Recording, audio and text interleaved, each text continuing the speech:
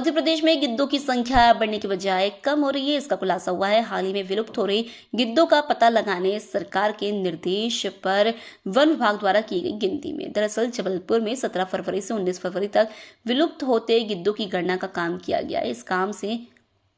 इस काम में 900 से ज्यादा वन कर्मियों के अलावा गिद्ध विशेषज्ञ और पक्षी प्रेमियों को लगाया गया था।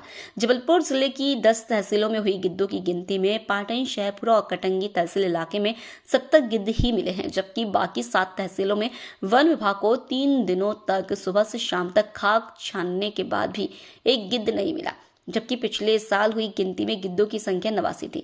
यही वजह है कि गिद्धों की घटती संख्या ने वन विभाग की चिंता बढ़ा दी है। हालांकि वन विभाग के अधिकारियों का कहना है कि गिद्ध जगह पर ज्यादा वक्त तक नहीं रहते, इसलिए जब पूरे मध्य प्रदेश में गिद्धों की गिनती होकर आंकड़े सामने आएंगे तब पता चलेगा कि गिद्धों की संख्या घटी है या बढ़ी है। पुराने जो अध्ययन उसमें ये पाया गया है कि गिद्धों की संख्या निरंतर कम हो रही थी, तो राज्य सरकार के प्रयासों के द्वारा गिद्धों के संरक्षण के लिए निरंतर प्रयत्न किए गए हैं। और गिद्धों के विषय में आप सभी जैसा जानते हैं कि ये प्राकृतिक सफाई कर्मी के रूप में प्रसिद्ध हैं और इनका अपने आप के जो पूरा इकोसिस्टम उनका एक अलग स्थान है। तो गिद्धों के बिना आप प्रकृति साफ रह सके ऐसी आप कल्पना नहीं कर सकते हैं। तो गिद्धों के अस्तित्व के साथ साथ ही अन्य प्रजातियों के अस्तित्व आपस में जुड़ा हुआ है, इसलिए गिद्धों के संरक्षण की आवश्यकता प्रतीत हुई और निरंतर उस पर विभाग प्रयत्न कर रहा है। विगत 3 दिवस से हमारे जबलपुर वनमंडल अंतर्गत गिद्धों की हम गणना कर रहे हैं। इसमें मुख्य रूप से हमारे जो 2 परिक्षेत्र हैं पाटन और शहपुरा, वहाँ पर वल्चरों की संख्या देखी गई है। हमारे यहाँ पास जो आंकड़े उपलब्ध हैं उसमें 17 तारीख को जो गणना की गई थी उसमें 57 गिद्ध, 18 तारीख को जो गणना की गई थी उसमें 66 और जो 19 तारीख को गणना की गई उसमें 70 गिद्ध हमें देखने के लिए प्राप्त हुए हैं।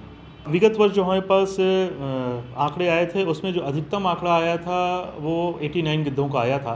उसकी तुलना में अगर हम कहें तो कुछ संख्या कम आई है। इस गिद्धों की संख्या जब काउंट की जाती है तो इसमें बहुत सारे फैक्टर्स काम करते हैं। एक सबसे जो महत्वपूर्ण बात हमें इस बात देखने के लिए आई है कि प्रथम दिवस जब हमने गणना की थी तो हमारे पास कुल 57 गिद्ध देखने में आए थे। द्वितीय दिवस में 66 और तृतीय दिवस में 77 आए, तो क्रमशः ये नंबर बढ़ते हुए उसमें आए हैं। एक ही समय पर पूरे प्रदेश में गिद्धों की गणना की जा रही है और साथ में ये भी देखा गया है कि गिद्ध एक स्थान पर स्थिर ज़्यादा समय तक नहीं रहते हैं। तो ये कहा जा सकता है कि जो इस क्षेत्र के गिद्ध थे संभव है दूसरे क्षेत्र में प्रवास उन्होंने किया हो, इसलिए गणना में कुछ कमी हुई है। पर एक जाई आंकड़ा तभी स्पष्ट हो पाएगा जब पूरे प्रदेश के आंकड़े यहाँ पर सामने आ पाएंगे।